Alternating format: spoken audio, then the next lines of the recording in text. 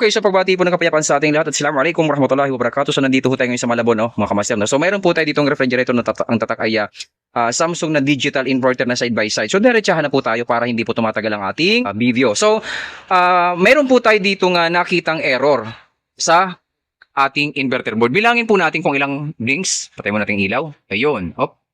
Okay, bilangin natin. 1, 2, 3, 4. Ulitin natin. 1, 2, 3, 4. So, ibig sabihin, mga kamaster, kapag kayo ay nakakita ng apat na blinks, ang problema po niyan ay compressor, mga kamaster. Tama sabi mo. Saan doon? Ang ating compressor windings ay bagsak na po, mga kamaster. Kasi sa ating reading, nakita natin na yung ating compressor windings ay 14.9, 14.8 at saka 15. So, ibig sabihin, bagsak na po talaga. Okay, ulitin natin.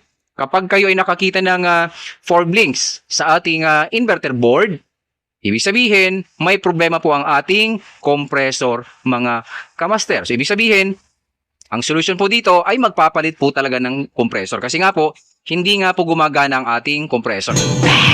At dumako po tayo dito sa loob para makita nyo kung anong error ang lumalabas dito.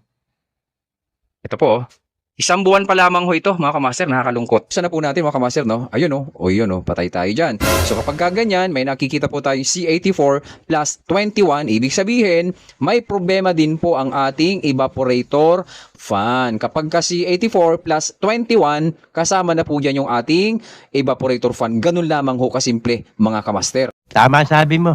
Yan, pakita natin si ma'am. Ayun, tsaka si baby. Gusto rin kasi ni baby na makita sa sa YouTube. Yun, no? So, okay po. Ma'am, say hi naman, ma'am. Ayun, okay. So, dito na po tayo. Say hi, baby. Say hi. Ayun. So, apat na blinks ang ating nakikita dito sa ating inverter board. At ang pangit po dito sa unit na to, pinagsama po nila yung inverter board tsaka yung motherboard. Ngayon, patunayan natin, mamaya kamaster, hindi naman pala compressor ang problema. Okay, so, sasalpakan po natin ito ng ating compressor. Okay? A few moments later. Okay, so nakasalpak no ho yung ating compressor. Okay, mga kamaster, ang gagawin po natin, papaanda rin po natin syempre. Kapag halimbawa ito, umandar, o 100%, no? 100%, malinaw pa sa tubig kanal na talagang compressor ang problema. Bahala ka sa buhay mo. Ginusto mo yan. So, ginagawa lamang ho natin ito para mas nagiging malinaw sa ating mga minamahal na customer kung ano nga ba talaga ang totoong problema. Okay? Bukod dun sa error na ating nakita, okay? Kailangan meron din tayong hard evidence na ipapakita sa ating minamahal na customer na compressor nga ang problema. So, una ho natin, bismillah. Ayun. Tingnan natin kung gagana. 1, 2. Tingnan natin. Ayun, oh.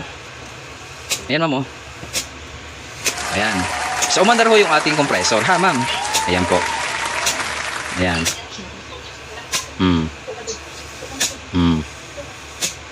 Yan, mga kamaster, ha. Walang duda, walang daya. 2,000 years later. Alaga dito, nalaman kung anong pinaka-issue, mga kamaster. Okay, so, maraming salamat po at Assalamualaikum warahmatullahi wabarakatuh.